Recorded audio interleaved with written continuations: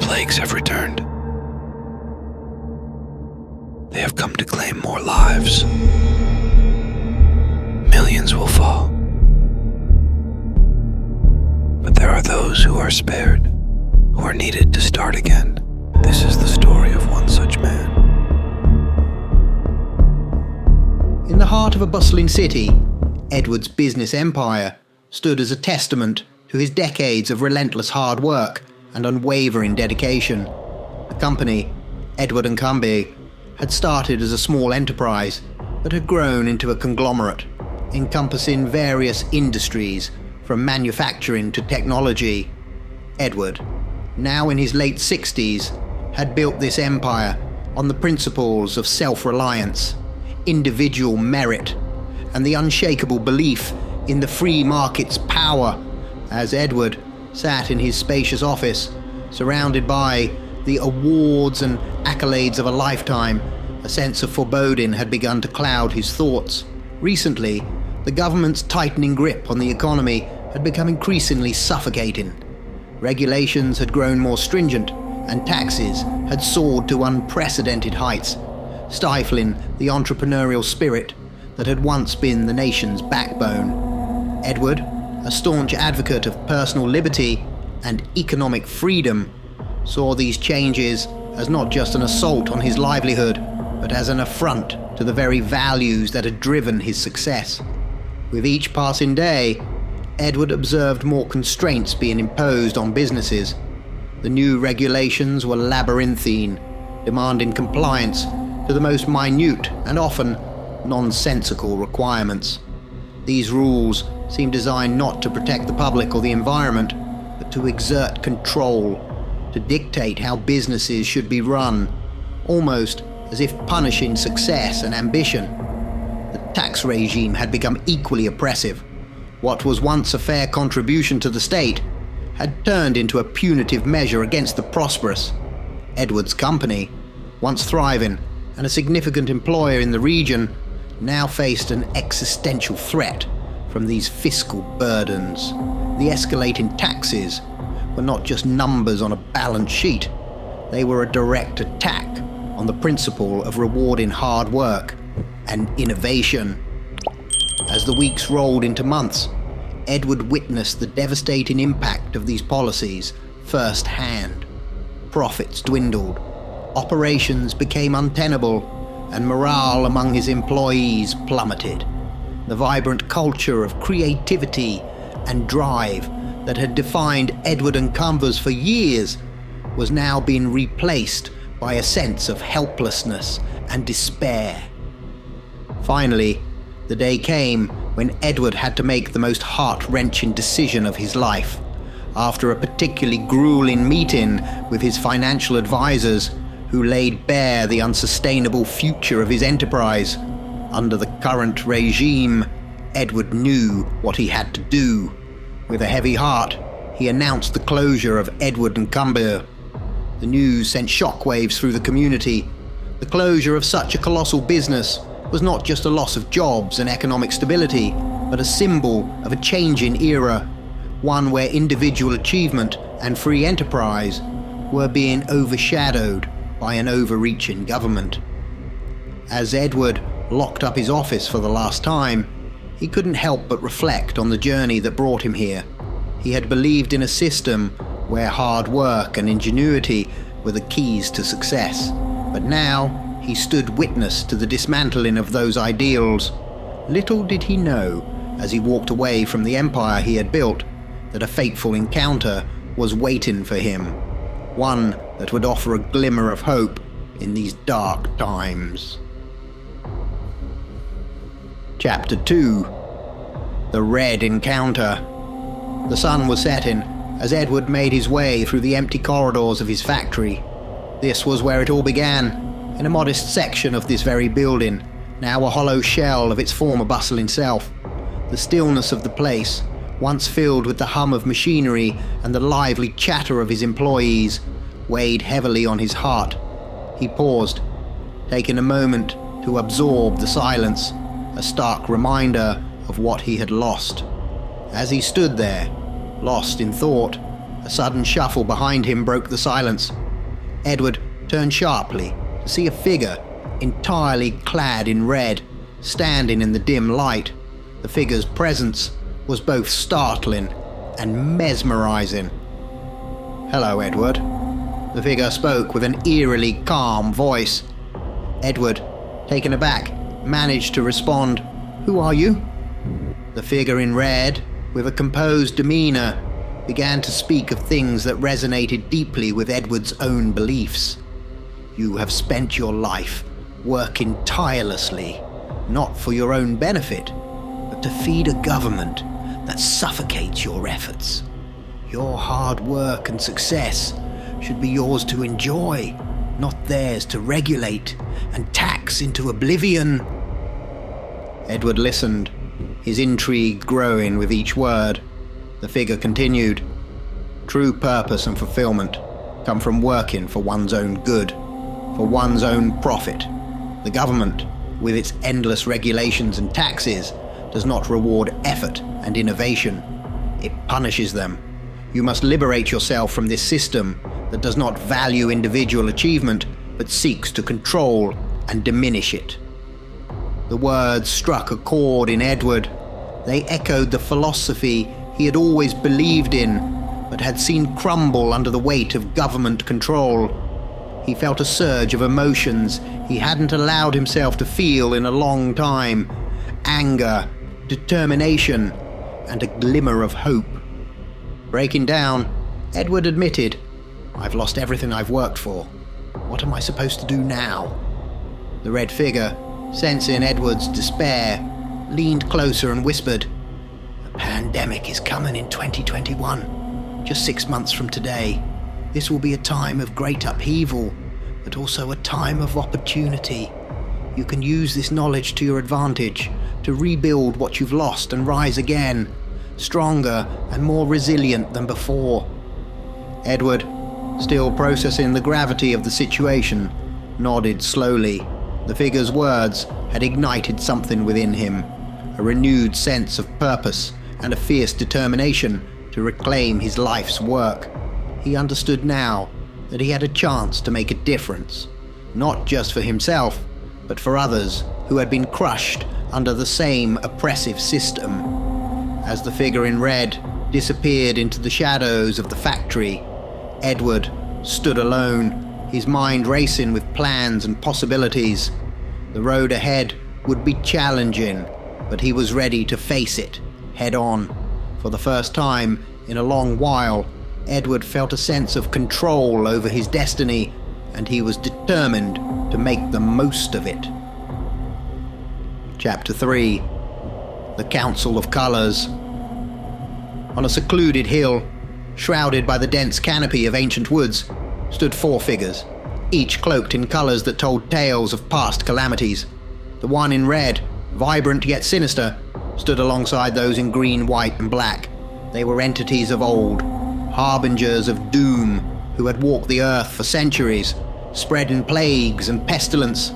The air was thick with an ominous energy as they discussed the impending pandemic, a disaster that would claim thousands of lives. The figure in green, reminiscent of the deadly outbreaks that ravaged populations with sickness and decay, spoke first. "The times have changed, but the power of disease remains unchallenged. Our legacies have shaped history, bringing empires to their knees." The one in white, symbolizing the pale horse of pestilence, nodded in agreement. "Indeed, our influence has been profound. From the great plagues that swept through medieval towns to the silent killers of modern times, our reach has been far and wide." The figure in black, the very embodiment of death and despair, added, "Our work has always been a testament to the fragility of human life. They build, they flourish, but in the end, they cannot escape our touch." Then the one in red, the orchestrator of the forthcoming calamity, spoke with a voice that was both haunting and captivating. "It is once again my turn to walk among them. The pandemic I will bring shall be swift and merciless. it will not only claim lives, but also expose the vulnerabilities of their societies, their governments, and their false sense of security. The others listened intently, understanding the magnitude of what was to come. The figure in red continued. This pandemic will be a reflection of their own failings, a consequence of their arrogance and ignorance. As they have turned away from the lessons of the past, so shall they be reminded of the power of nature's wrath. The council knew that this pandemic would be different from those that came before. It would not just be a test of survival, but also a challenge to the very foundations of human civilization. The Red Figure's plan was not just about spreading disease, it was about ushering in a new era, one where the old ways would crumble and new paths would be forged. As the meeting concluded, the figures vanished into the night, leaving behind a silence that belied the turmoil that was about to be unleashed upon the world. The stage was set for the Red Figure to enact its grim design, and the world would soon awaken to a reality more terrifying than any fiction.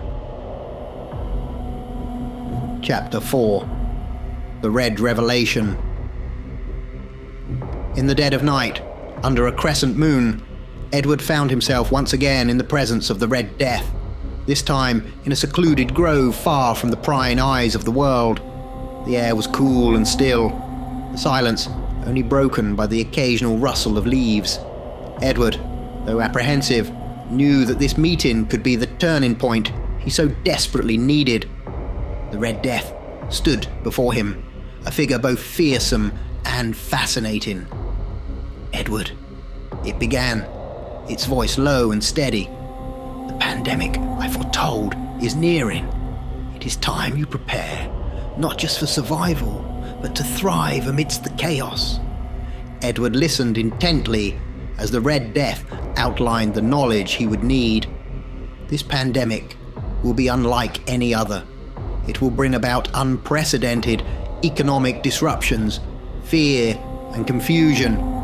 Governments will flounder in their response, and in their panic, they will impose even more restrictive measures, further crippling those who adhere to their mandates. "The key to prospering in these times," the Red Death continued, "lies in anticipation and adaptation.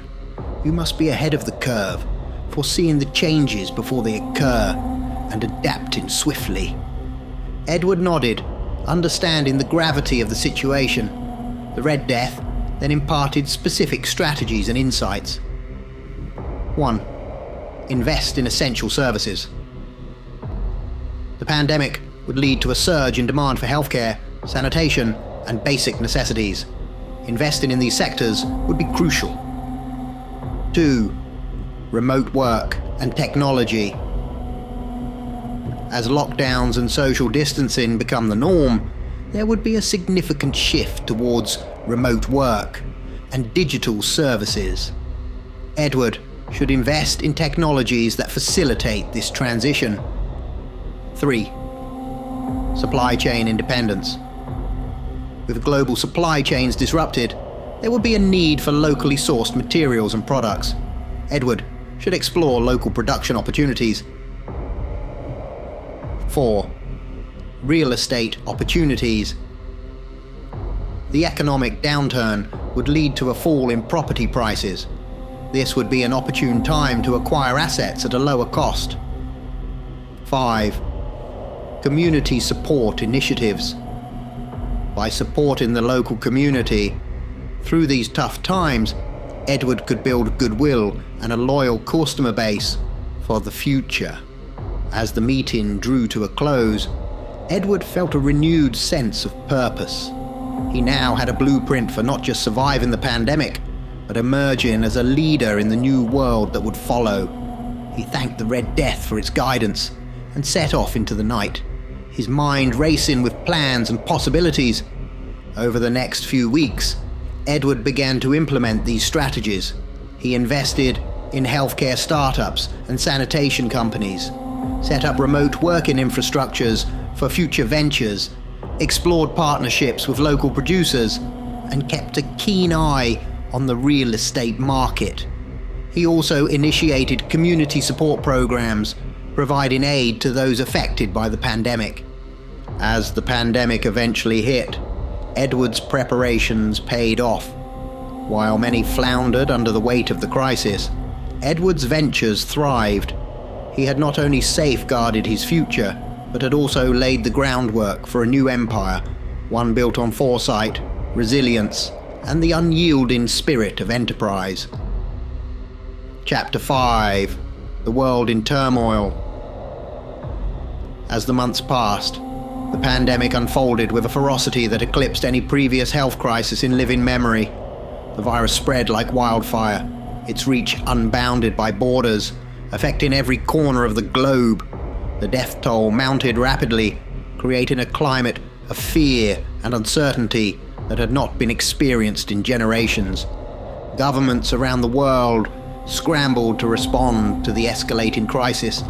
In a desperate bid to contain the virus, they implemented severe lockdown measures. Entire cities were brought to a standstill, with only the essential services allowed to operate. The streets, once bustling with life, now lay eerily deserted as people were confined to their homes. As the pandemic intensified, the government's response grew increasingly draconian. Businesses deemed non-essential were shut down indefinitely, leaving countless entrepreneurs and employees in dire straits. The economy plunged into a deep recession, the likes of which hadn't been seen since the Great Depression. Small businesses bore the brunt of these measures, many closing their doors forever, unable to withstand the prolonged period of inactivity. Despite the widespread chaos and despair, Edward found himself in a uniquely advantageous position, thanks to his foresight and the guidance of the Red Death. His investments in essential services were paying off handsomely. The healthcare and sanitation companies he had backed were now in high demand, their services crucial in the fight against the pandemic. The shift to remote work and digital services also worked in his favor. The infrastructure he had set up was now supporting numerous businesses in their transition to online operations, making him a key player in this new digital landscape. Moreover, his decision to invest in local production proved prescient as global supply chains collapsed. His locally sourced materials and products were not only more affordable, but also more readily available, giving him an edge over competitors still reliant on international suppliers. Edward's real estate ventures also flourished. With property prices at an all-time low, he acquired several valuable assets, expanding his portfolio significantly. His community support initiatives further cemented his reputation as a pillar of the community, earning him the respect and loyalty of many. As the chapter closes, we see Edward in his office, looking out over a city that bears little resemblance to the one he knew before the pandemic. While the world outside falls apart, Edward's empire is thriving, growing stronger amidst the chaos. He had not only survived the pandemic, but had also laid the foundation for a new era of prosperity and influence. His story stands as a testament to the power of resilience, foresight, and the unyielding human spirit in the face of adversity. The four figures reconvened on the secluded hill, the moon casting long shadows across the ground. The air was charged with a sense of accomplishment, particularly around the figure in red. The pandemic he had unleashed upon the world had brought about destruction and chaos on an unimaginable scale. The Red Death began to recount the effects of his deadly work. The devastation I have caused is monumental. The death toll has risen into the millions. Economies have crumbled, and governments have fallen into disarray and ruin. The fabric of society has been torn apart, leaving a world struggling to find its footing in this new reality. He paused, then continued, but amidst this chaos, I have also laid the groundwork for a new breed of leaders, individuals like Edward, who have not only survived the turmoil, but thrived. These are the people who will rebuild the world, who will instill a new order based on the principles of self-reliance and personal achievement. The Red Death's words reflected a philosophy that prized individual strength and ingenuity. In a world that has been brought to its knees, it is these strong individuals who will pave the way for recovery and progress. They embody the spirit of self-determination and personal excellence. It is through their efforts that society will be reborn, stronger and more resilient. They are the pillars upon which a new world will be built, one that values the contributions of the individual above the collective. The others listened, understanding the necessity of such figures in the aftermath of their calamities. The figure in green nodded in agreement. Indeed, it is in times of great upheaval that the true strength of the individual is revealed. These leaders will be crucial in guiding the world out of darkness. The White Death, the embodiment of pestilence, and the next in line to enact its influence spoke. The world has been reshaped in your wake, and now it needs time to heal and rebuild. It is essential that we allow these new leaders to establish a foundation for a stronger society. As the meeting drew to a close, the White Death added, "My time will come again, but we will let them recover for at least 30 years. The world must first grow under the guidance of these strong individuals, for it is only in strength that they can withstand the challenges that lie ahead." With these final words, the figures dispersed into the night, leaving the hill once again shrouded in silence. The world, now in a state of recovery, would look to its new leaders for guidance into an uncertain future, not knowing that the cycle of calamity was destined to repeat itself. As we linger in these shadowy realms, a small favor I dare to ask. If my tales of terror bring you thrills, do not let our journey end here. Hit like, subscribe, and join our dark congregation.